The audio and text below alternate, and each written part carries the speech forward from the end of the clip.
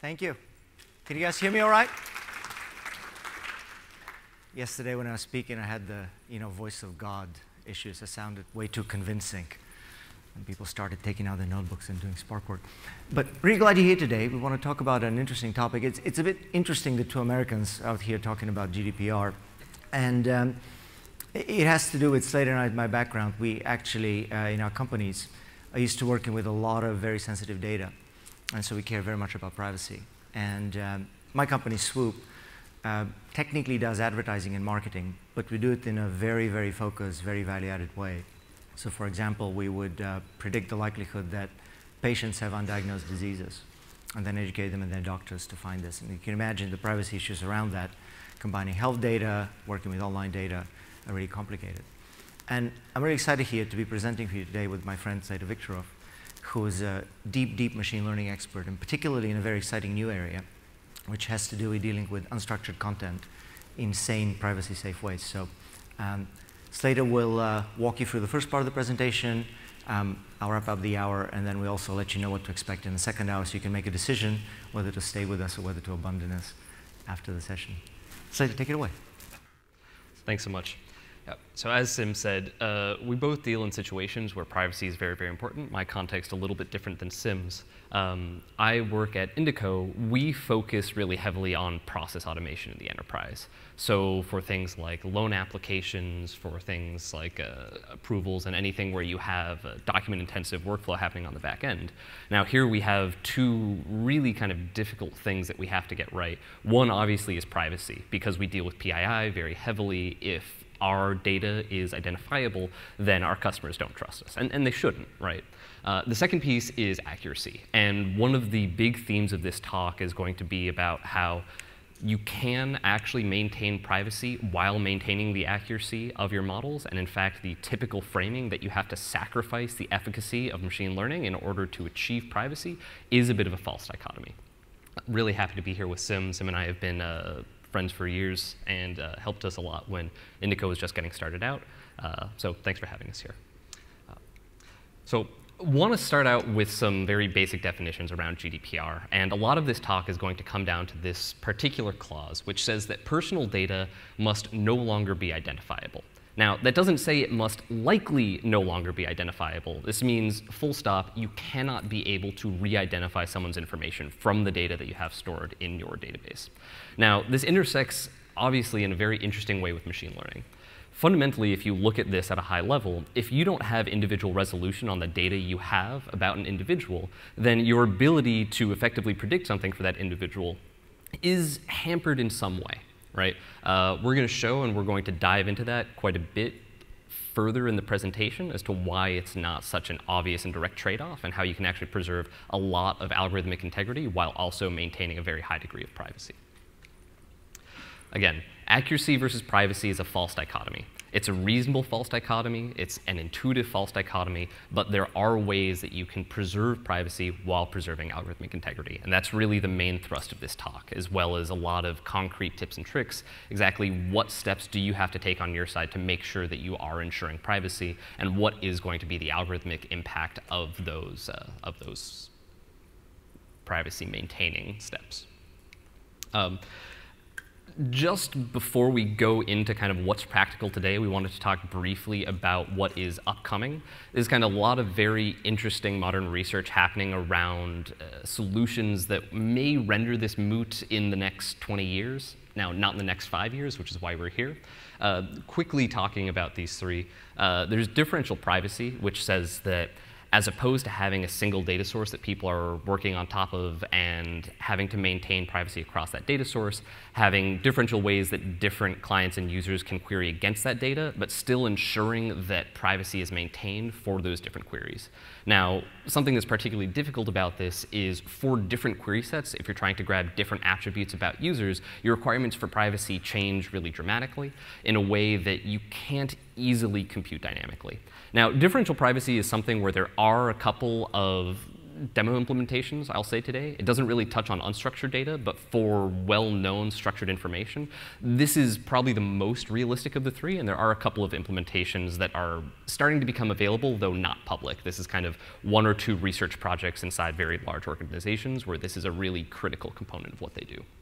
When we talk about encryption, there's this concept of fully homomorphic crypto systems, which is effectively saying, can we create an encrypted form of our data that will actually support all of the same operations you could do on the unencrypted form of the data? This is kind of a perfect ideal. If I was able to do any kind of data science on top of an encrypted data form that I was certain would perform the same as the unencrypted data, obviously that kind of solves all of our privacy concerns. There's a lot of, again, very active research happening there, but the state of this today is if you're OK with only encrypting 10 bytes or so, this works great.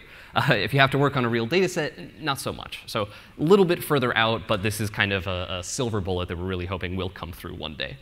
And then finally, kind of protocol-based secure multi-party computation. The idea, can I have multiple parties doing computation on some data without necessarily having any of them know what the full input is?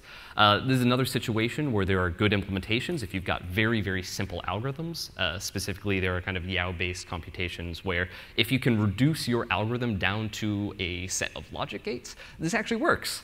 Unfortunately, reducing an algorithm down to a set of logic gates, while theoretically possible, is practically extremely difficult. And you start running into real computational barriers as you start scaling that up. So again, a quick note, quite frankly, none of these are really practical at large scale today. But when we start thinking 10, 20 years out into the future, hopefully if we get to do another talk like this, it's all about these three. But we need a solution for today. So fundamentally, when the privacy-preserving algorithms are immature, which is the state today, then we should work to sanitize the data that these algorithms are trained on. So this is really going to be the focus of the talk. This is going to be the mentality that we approach this with, is that anything that is a fundamental algorithmic protection for privacy today, which kind of comes back to that earlier slide, is not particularly mature. They don't really work at scale, and they're not things that we could stand up here and recommend anyone implement yet. So we have to work on making sure that the data that we work on is intrinsically non-identifiable because we don't have strong algorithmic protections for privacy. So that's really the high level. This is really the stage that I want to set. We're going to work through first sort of the structured data side of the house and then transition into unstructured. And without further ado, I'm going to hand this over to Sim. Thank you. So, privacy is basically the ability to not be identified, right? So it's unidentifiability. That's really what privacy is about. So we can think about what are the sources of identifiability, right? The obvious one is direct identifiability, any piece of personal information, whatever that's defined, name, address, IP address in some cases, etc. But there's also indirect identifiability, and that's in some ways the much harder problem to deal with, right? And we call these things quasi-identifiers. There's tons and tons of research showing that it actually takes extremely little information to make people individually identifiable. The highlighted text is from a study that basically pointed out that the US Census, the government collection of statistics about the population, uniquely identified a whole bunch of people, even though it didn't want to. It actually forced the US Census to change the way it collects and reports data. Right? There have been studies that show that it takes 3 location data points from your mobile carrier to uniquely identify you, if they're picked at sort of particular points of time in the day, and so on and so forth. And those problems appear both in structured and in unstructured data. So we want to look at them, simultaneously. The way you address identifiability, you sort of have to take a different strategy based on the type of identifiability you're dealing with. We deal with direct identifiability by essentially destructing the PII and replacing it with something that it's still identifiable but anonymously so. So essentially replace the PII with pseudonymous identifiers. And we deal with the indirect identifiability by essentially performing a sanitization process, some transformation of the data that makes things sufficiently de-identified. Right? There's a problem there, a secondary issue, which is that if quasi-identifiers are all about this little bits and pieces of side information that identify us, then typically when we join data together, we end up with more columns and potentially more pieces of site information. So we need to think about protecting indirect identifiability, not just at the level of a single data set, but at the level of the ability of that data set to be joined to any other data set in order to manage the total amount of quasi-identifiers or sort of quasi-identifiable information there is on an individual, right? So the roadmap, as Slater said, is we're going to focus the rest of this session on sort of how do we handle pseudonymous identifiers, what are they, how do we build them in Spark, what's the tech, the entire companies that exist on the premise of building pseudonymous identifiers, and you'll see that it takes less than 50 lines of code in Spark to do it yourself, or to sort of ask a third-party clean room to do it for you. And then we're going to look at how we deal with quasi-identifiers and how we deal with unstructured data. And there won't be any code to show there, but we have pointers to open source projects that you could look at and use in your work. So how does one build pseudonymous identifiers? Well, let's see what we start with, right? We start with a bunch of personally identifiable information, whatever fields may exist in your domain. And the first thing we notice is that when you have different kinds of data sources, information may be encoded in different ways, right? Different field names, different formatting, et cetera, et cetera. So if you want to handle this problem consistently, the first thing we do is we come up with some standardized way to serialize this information, right? We come up with a rule and basically turn all this into a string. Now, that's still pretty identifiable, so we need a way to hide all this, right? And the simplest way to hide information is to distractively hash it. You want to use a strong hash function that has a very, very low collision rate, so something like, SHA-1 would do fine. Yes, SHA-1 is not secure, but it's not secure if sort of heavily funded researchers spend a whole bunch of time creating custom sort of a content to beat a hash. It's not really a problem when you're dealing with real-world data. So you don't have to do SHA-256. SHA-1 is perfectly fine. I wouldn't recommend something weaker like an MD5 hash.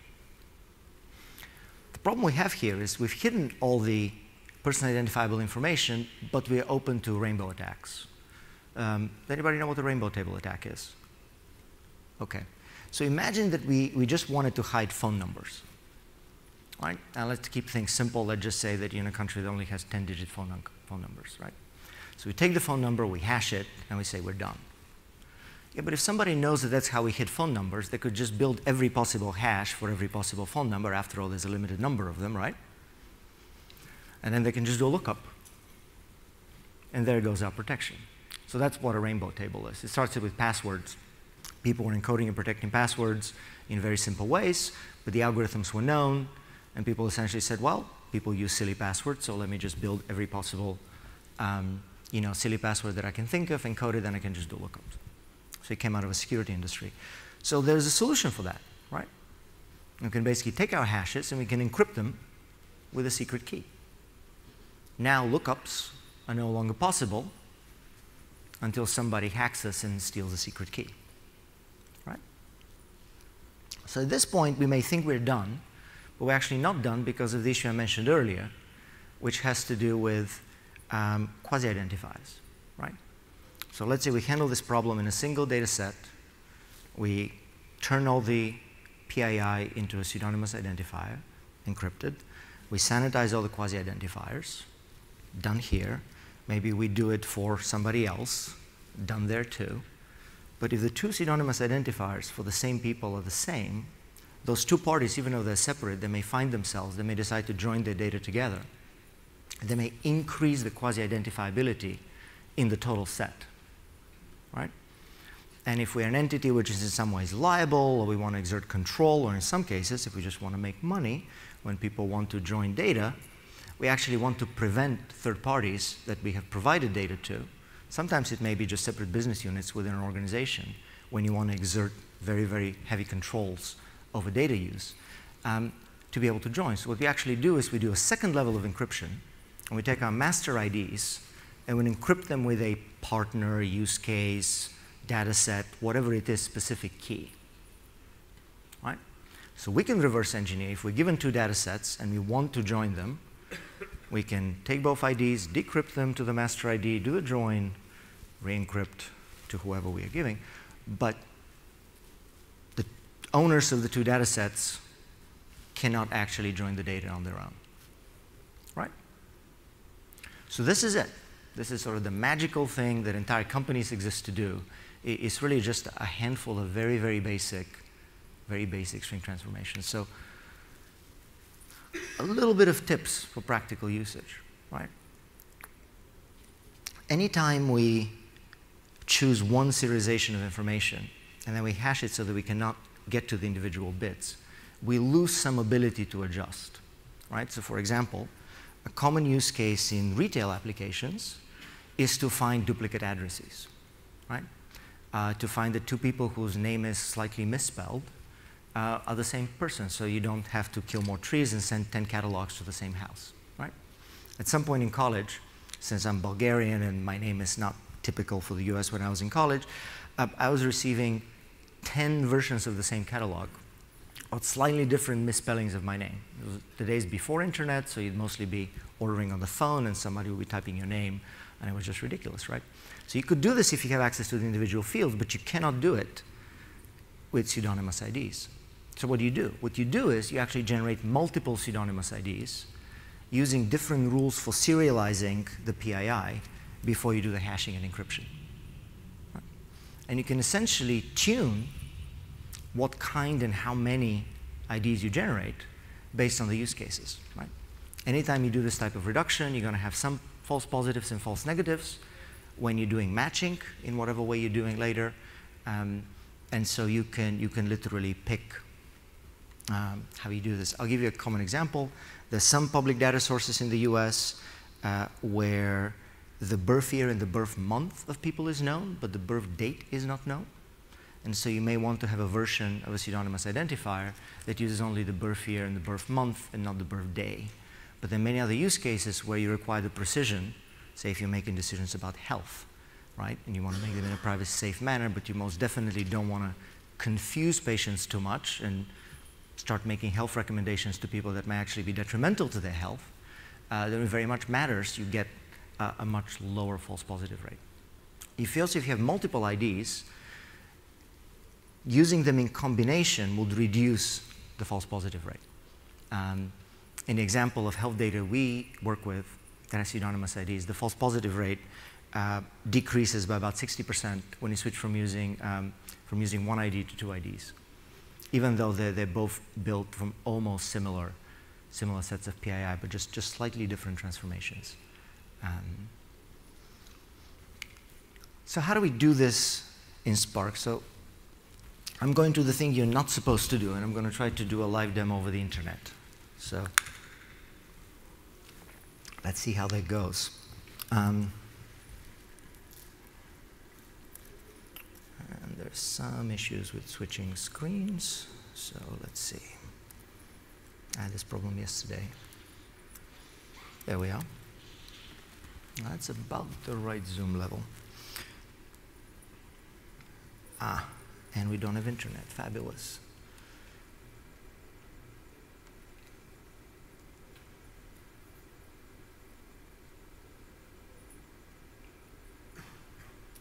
There we go. We're connected. So we're a Databricks customer.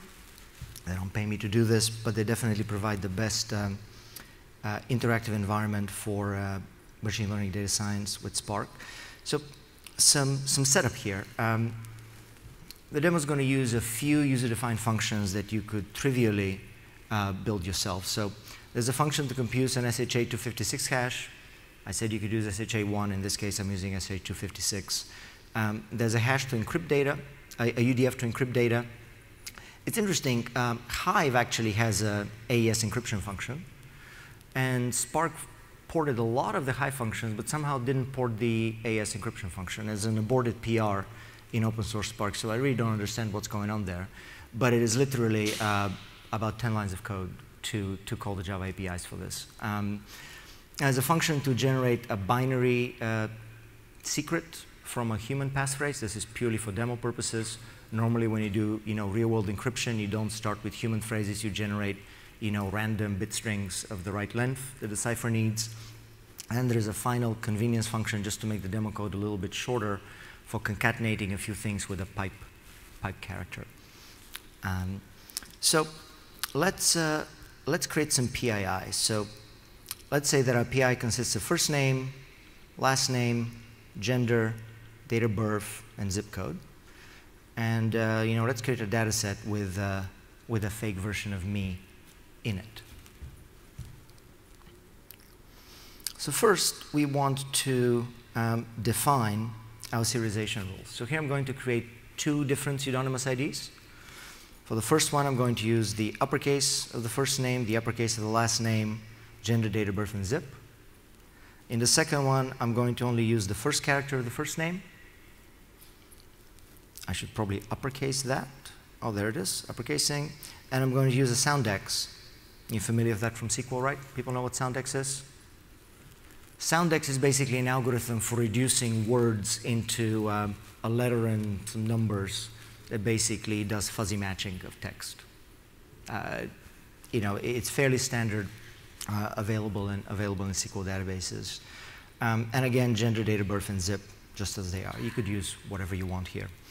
Then we actually want to generate the pseudonymous ID column. So I'm showing you Scala code. This would look very, very similar in Python or Java. Well, the Java version would have 10 times as many rows, but it will essentially do the same thing.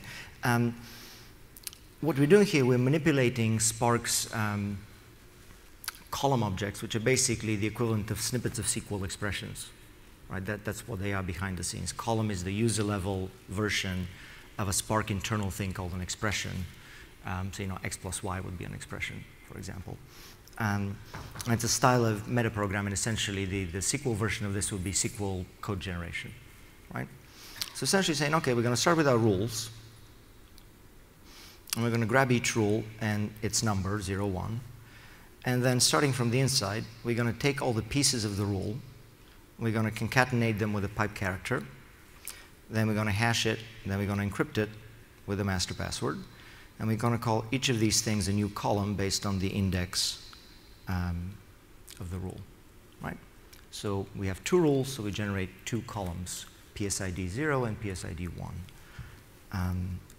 Let's run this. Oh, actually, I should have run my earlier cells. There we go.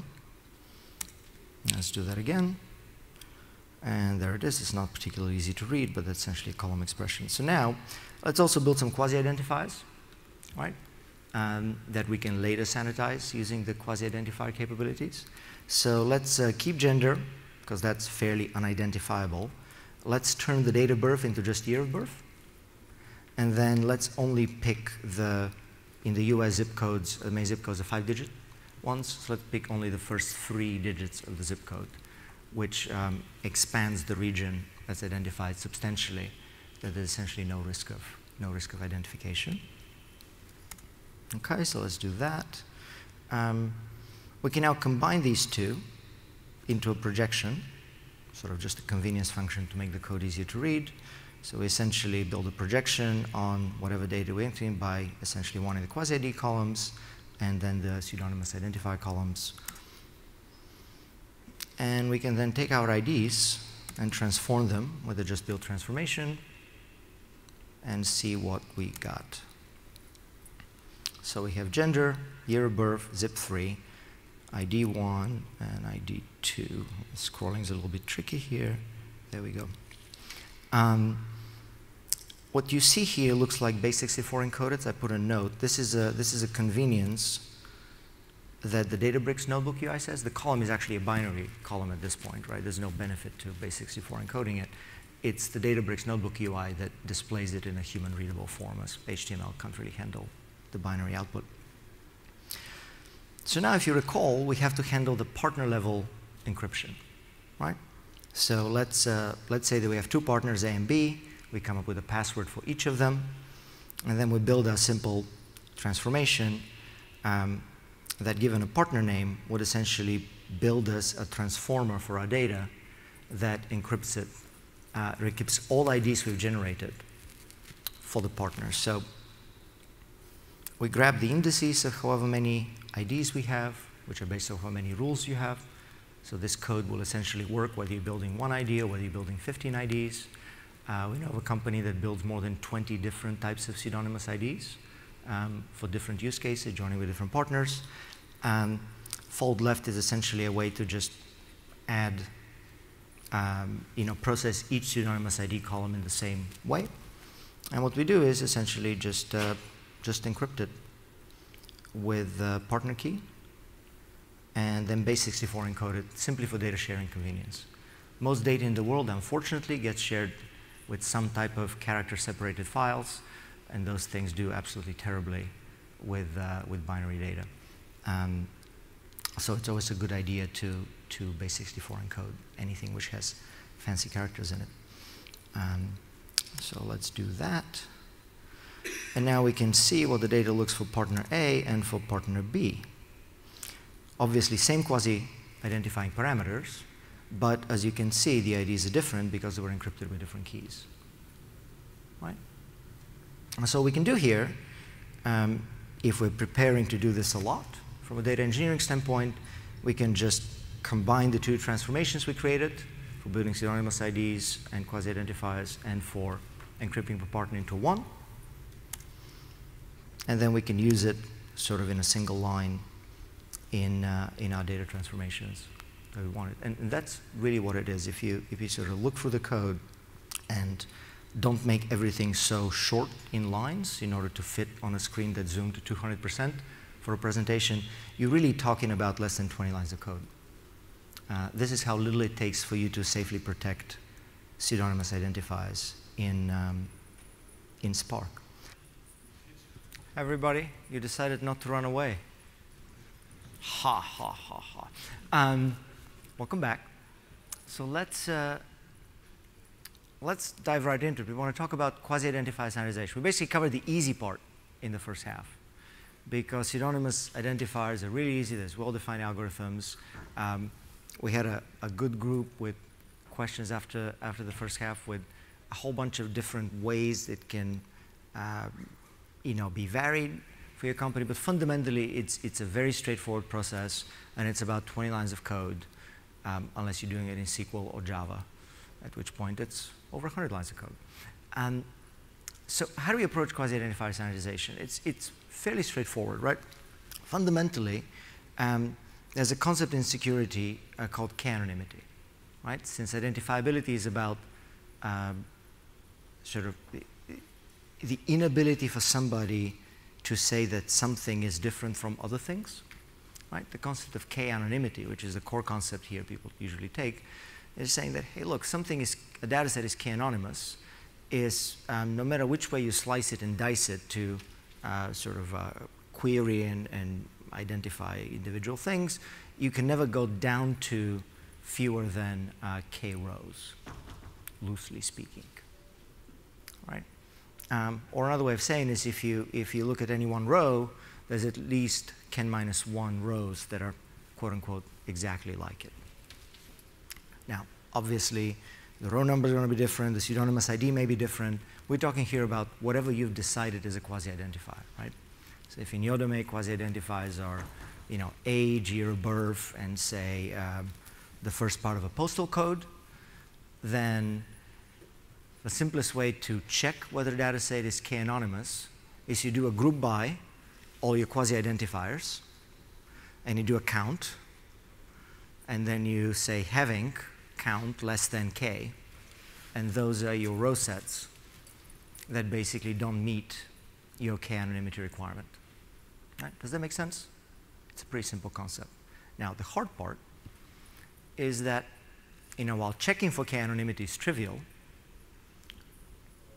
building a k-anonymous data set is actually a really bloody hard problem. It's an NP-complete problem. There's some ways to sort of take that and then apply the ideas from differential privacy, which is, okay, so we're going to do some deterministic transformations, remove data, generalize data, right? An example of generalization is I'm going to move a birth date to a birth year, right? I'm generalizing. I'm going up the hierarchy of detail. And the differential privacy addition is, and I may add some fuzz, right? So maybe you stay at the birthday level, but I fuzz your birthday, by a few days, this way or that way, right? Something like that. There often are some domain-specific rules you have to be aware about, because we talk about joining information for quasi-identification. A simple way to think about it is public information can always be joined. Right? So an example would be if you pick a very rare disease, say for the US it would be Ebola. People in the US don't get Ebola, but sometimes people in the US travel, and where they travel to get Ebola, and then if they get Ebola then in the US, people write articles and so on and so forth. Right? So while in a particular country in Africa having Ebola may not be identifiable, for somebody who lives in the US, for them to have an Ebola and maybe even just they're in the state of Texas and are born in the 1970s, and it's like, yep, that's Bob. There was an article written about him last year. He lives in this town. He's a aid worker, and so on and so forth. Right? So you always have to worry about your domain, and so it's always a good idea to hire a domain expert, if you yourselves are not the experts in the domain, to sort of opine on what public information should be assumed sort of always joinable into a data set. As I said, optimal k-anonymity, optimal in a sense of the one that loses or fuzzes the minimum amount of information to achieve the desired level of anonymity is actually a really darn hard problem. And so we have to do some approximations. There's one Spark library for doing this. There's non-Spark software, which is better at doing it. The library, I would describe it as not of production quality. I have used it. I have fixed bits and pieces in it. If you face yourself with the problem of having to do the k-anonymization in Spark yourself, it's a great starting point, but I would probably suggest everything from substantial fixes to reimplementation, or looking around for providers who do k-anonymization on datasets and use more stable tooling that's been around for a while. There's some really exciting research, sort of talking about the Frontier case, that focuses on two different concepts. One is using locale-sensitive hashing. How many people are familiar with locale-sensitive hashing? It's an idea where you basically do a transformation of data such that similar things end up close together, loosely speaking. And in a completely different implementation, some of the techniques that Slater will talk about in text handling have logical parallels, and he'll dig deeper into that. The other idea is to essentially say, hey, look, this very deterministic way to achieve a k value of 10 for k-anonymity, it actually doesn't really make sense. It would result in such over-sanitization of the data. The algorithmic value of the data would go way, way, way down. Let's instead focus on the types of attacks that we want to prevent on the data. So sort of let's take a risk-based approach. And let's sanitize the data to achieve a tolerable level of risk of re-identification. But, again, as Slater pointed out, the way GDPR is written, it doesn't say low risk or low probability or low likelihood. It says non-identifiable, which is a wee bit of a problem in using some of these more advanced algorithms. So let's say we pick some implementation, we sanitize one data set, right? Took the direct information out by going to pseudonymous identifiers. We generalized, fuzzed, removed quasi-identifiers to get to a good level of privacy. But in the real world, we have many different data sets, and often we want to work across them. So there's two fundamental approaches, right? There's the approach where we join them, right? We work with, maybe they're within our organization, so the IDs are the same, or we work with a third party, we establish the use case, they say, yes, it's allowed, let's allow the join. Then we have to re-sanitize, because the amount of quasi-identifiable information may have gone up, right?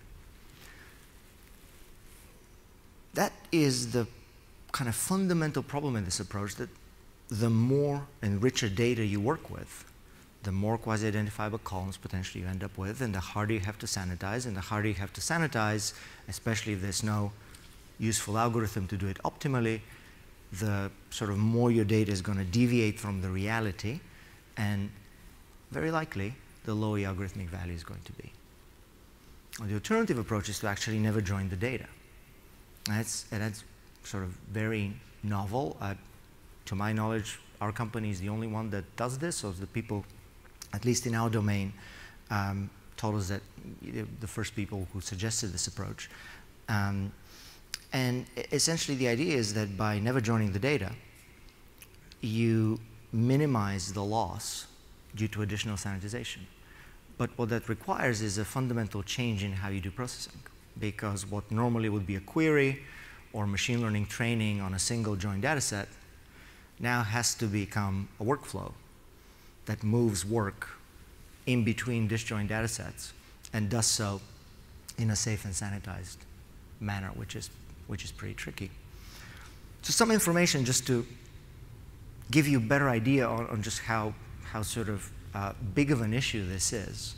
Right? People have done research on the impact of just adding more columns, adding richer data, and you know, as you can see, it gets really bad. As the algorithmists will say, you know, you end up, if you really want to do it well, you'd end up suppressing most of the data.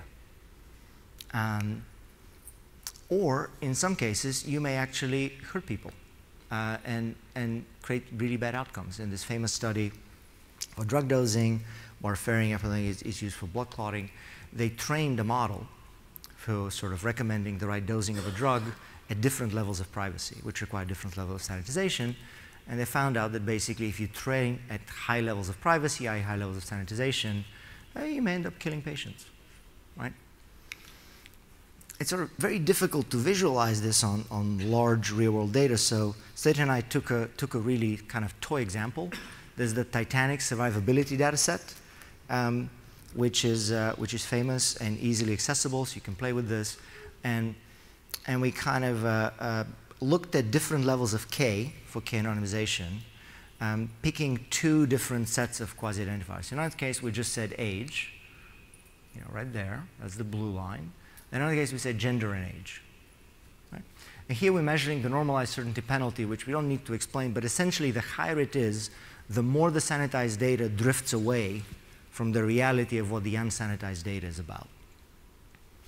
And the interesting thing to see here is that everything kind of looks about the same, whether you're computing and k-anonymizing by 1 dimension or 2 dimensions. You can say, oh, you know, I can just k-anonymize by 5, 10 dimensions, no problem, until you hit to k of 8, I mean actually 9, and then you end up with this just crazy jump, and the loss you get over 2 dimensions, it's 3 times the loss of what you get over 1. I imagine you had to do this over 10 dimensions, right? So that's why we're really asking more people to start thinking about how to avoid working with joint data sets in privacy-safe environments. Our system is called pRAlvacy with A in the middle. It's a patented architecture for processing data. And essentially, it keeps data that, where joining runs the risk of substantial increase in quasi-identifiability, keeps it in isolated environments, separate computing environments, unreachable, different admin passwords, different everything. And then we want to do work with the data. We look at the specific task we want to do. Maybe we want to run a query, maybe we want to run some machine learning training. There's actually an automatic sanitization strategy that's tuned to the specific task that runs as data moves out of one environment and into another. And because you can tune the sanitization to a very, very narrow specific task, you can often come with a 100% lossless sanitization. But if you have to sanitize your data ahead of knowing how you're going to use it, you have no choice but to over-sanitize. So the other key idea here is, we recommend that people move away from this notion of, gee, I need to sanitize the data for every possible way I may want to use it in the future, right? Because it is almost impossible to do that without lowering the algorithmic value substantially. And now we get to the really, really interesting part, sort of the mind-blowing part. And we get to unstructured data. And typically, the entire sort of field of privacy-safe computation has kind of avoided the issue with unstructured data because they've assumed that it's an unsolvable problem. But there's been some great advances in the last few years, and Slater is actually an expert in this area, so he'll he'll walk you through some of the amazing things happening there. So as Sim said, because unstructured is hard, the solution has been ignore it entirely. Wipe it out. Don't touch it. This is terrifying. First, I just want to give you a sense of why people have this reaction and why it's actually pretty reasonable. So we're going to start with some text, and this is going to be one example patient record, right? So let's see what we've got here, kind of the Gordian knot of privacy issues. First, we've got PII, right? So you can see here, John Malkovich, that's a name, that's an equivalent to PII. All right, let's think about how we might be able to solve that if we have this text coming in. We could potentially remove common names. We could tell doctors to stop mentioning names in their doctor's notes. Not that that's going to work. We could maybe look in the patient information, see where the name shows up, explicitly anonymize it that way. As you can tell, none of those are really a great solution. And remember, PII is the easiest problem. But maybe this is doable, right? Some of these kind of get us to an 80-20. They might sort of be tractable. But there's much bigger problems. So next we've got quasi-identifiers, right? Plays tennis in Winchester, we've got the gender, and we've actually got date of birth. As you remember from earlier in the presentation, this, at least in the US, already allows you to individually identify over 75% of the population. That's a huge issue.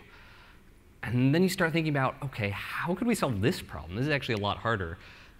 We could just remove all the locations. That's really tough, right? You have to be able to identify exactly what is and isn't a location. You can say, OK, we're going to get rid of all the pronouns.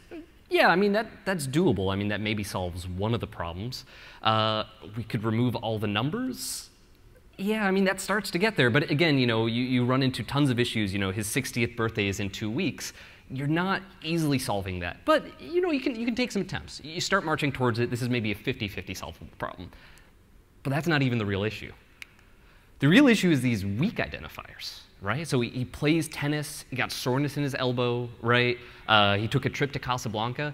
None of that is something that you'd even necessarily identify as a quasi-identifier, but quite frankly, depending on how many people played tennis in Winchester and just had a steroid injection for their elbow, that might be one person.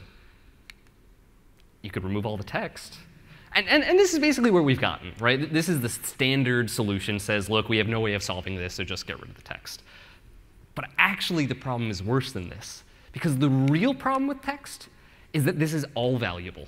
Maybe the name's not so valuable, but other than that, every single piece of this information may have clinical value. And as we established, accuracy matters. The whole point of this talk is, how do we preserve privacy while not killing people?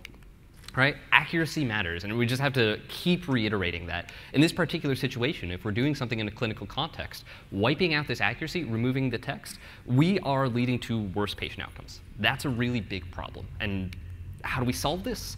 Well, we can solve this with embeddings, right?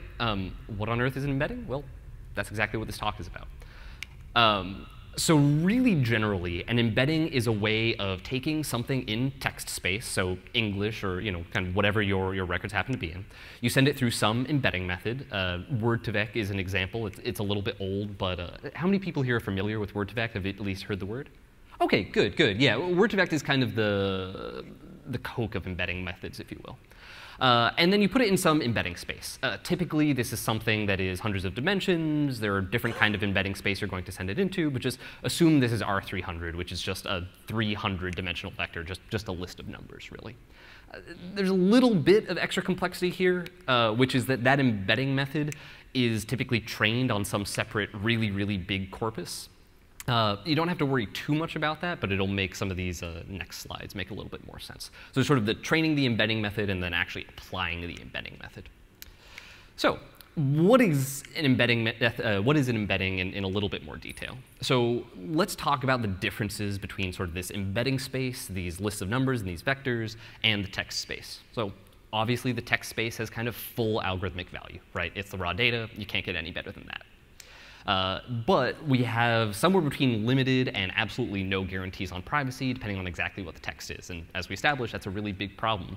And fundamentally, the text space is sparse and really inherently brittle, right? If you're making decisions based on individual words and you don't have some really robust context awareness, it actually can hurt your algorithms downstream if you don't have some broader language context that you're bringing in. And that's a little bit what the embedding method allows us to do, some general language understanding. So the embedding space maintains very, very high algorithmic utility. We can't say it's full algorithmic utility, but the whole point is that it remains very, very high. And it actually has strong privacy guarantees. We're going to go into that in a little bit more detail, but the short is that it allows you to take any text you've got, you convert it into a structured space. Now it's structured, we know how to deal with it, and we can assert privacy guarantees on the back end of that. Great, right? And again, it's a dense space, importantly, right? That means notions of similarity and distance actually have meaning in this embedding space, and you can't really say that about the text space. And that becomes kind of really valuable and kind of the key to this whole problem. So a little bit more detail, and I apologize if you've seen this before, but this was kind of the huge aha moment with Word2Vec. And this is, imagine this is an embedding with 2 dimensions, effectively, right? So what you can do here is say, OK, we've got our first word king, and we're representing that with some vector. We can subtract the vector for man. We get to something that, say, is royalty, something along those lines. Add the vector for woman, and get pretty close to the vector for queen. And just think about that for a second, because this example gets used all the time, but it's really mind-blowing. The idea that you could take something as abstract as meaning in the text domain and actually reduce it to kind of simple vector operations. This isn't anything particularly complex, but it shows how you can actually encode something into this vector space, maintain a lot of the meaning while preserving privacy. Again, there's no way to figure out, hey, this particular location is king. Right? If you just had that vector, unless you had some other information about your system, you could not re-identify that. So that's great. Important notes, right? So the meaning is kind of encoded into this embedding space. The individual dimensions, so a lot of times people ask, what is the x here? What is the y here? The short is they don't really mean anything. They're not directly interpretable. You can kind of back stuff out, but again, it's not actually Euclidean space. It's just a space that sort of looks Euclidean. Again, these embedding methods learn by looking at a lot of generic language. So it's looked at a whole bunch of random text and figured out how to do this by looking at that text. And again, this goal is accurate language representation. We've achieved that in sort of a limited way here, but we're going to go into some benchmarks showing exactly how much of this algorithmic value is preserved. So going into a little bit, there's actually a little bit more complexity in embeddings than I initially signaled. In particular, there are 2 main classes of embeddings, sort of word embeddings and text embeddings. I'm going to put word in quotes because kind of deceptively, it's not always at the word level. So some examples of this, kind of Word2Vec, glove, those are some common examples. Fast text is another one. It's not on the word level, but it's still considered a word embedding. In practice, what this looks like after you've kind of done the training is a lookup table, right? You basically learn a vector representation for every word. The data comes in, you tokenize it, and you look up, OK, this is the vector for each word. When it comes to training, how do we figure out what is this right vector representation? There's 2 high-level ways of doing it. One is CBOW, or continuous bag of words, that says, OK, given this context, so given the quick brown fox and over the lazy dog, try to predict that this middle word is jumps. And then there's skipgram, which is just an inverted version of that says, based on the fact that this is jumps, let's try to predict the quick brown fox, and let's try to predict over the lazy dog. So the really high level is that you basically try to come up with some vector representation where you can accurately predict either the internal context or the external context of your word. It ends up being pretty decent. And it actually allows you to approach this problem in a way that you don't necessarily need to do it as a supervised learning algorithm. You can do this on top of raw language. Text embeddings, however, effectively are taking a series of word embeddings that will often start from word embeddings and effectively come up with a more contextual representation of a full body of text, right? Some popular examples here, Doc2Vec, Elmo, and ULMFit, approximately in order of recency. In practice, what is this going to look like? It's not a lookup table. You're just going to see this as a method. You call embed of some text, and it gives you back to vector, and you don't worry too much about exactly how the sausage is made unless you're training these. How do these train? It's a little bit more complex. Again, as I mentioned, these are usually going to start with vectors. So you see here for the quick brown fox jumps over the lazy, we've got a vector already for each of these words. And you're either, again, these are all kind of generic high-level overgeneralizations, but they get you kind of 80% of the way there. You're either treating this as a language model, where you're saying, OK, what's the next word? And you actually evaluate this kind of at every token. So from the, you're trying to predict quick. From quick, you're trying to predict brown, kind of so on and so forth. Or you actually have some supervised target here, right? So say, hey, we know the quick brown fox jumps over the lazy dog is true. So we're going to train some neural net to say, OK, try try to predict true, and then kind of change your word embeddings and your text embeddings to get the highest accuracy possible there. Again, sort of high levels of how these things get trained. Some just really high-level notes, kind of summing that up. The word embeddings, as I mentioned, don't always actually correspond to words, which is why word embedding is sort of a deceptive term. Often they're word level, sometimes they're phrase level. Often they'll be at what's called the subword level, which you can kind of think of sort of ism, right? Like sort of small chunks of words. That's what fast text is based on. And some actually even will work directly on kind of byte pair encodings. So that's kind of letters or characters or partial characters, depending on exactly what language you're talking about. There's a lot of really great public implementations out there. For GloVe and Word2Vec in particular, you can download word vectors that people have sunk millions and millions of dollars of research into, and they're a really great starting place to start playing around with these. Really importantly, though, do not use word embeddings for privacy. They are not secure. We talked about rainbow table attacks earlier. You can do exactly the same thing with a word embedding, especially if they are public word embeddings. They can literally look up what your words are. So do not store raw word embeddings. That's why we have text embeddings, right? That's what actually is kind of a lot more useful from a privacy perspective. You're usually building those on top of word embeddings. Often you'll learn new word embeddings as you train your text embedding model. It's sort of say, oh, OK, you thought king and queen were really similar to each other in this particular context. King and queen are very different, so I'm going to kind of move those a little bit apart. So training your text embedding will typically train custom word embeddings at the same time. You can directly evaluate k-anonymity on top of it if you're really concerned. You can add salt and pepper noise until the embeddings you get out just have a certain collision rate, so that's pretty straightforward. You actually have better privacy guarantees than that, because unless you have some serious knowledge of exactly the model that's being implemented, model attacks, and unless you've been kind of attacked in some other way, you can't actually reverse engineer this. The collision rate is really high. As we kind of established, there's not intrinsic meaning to that point in space unless you have some extra model information.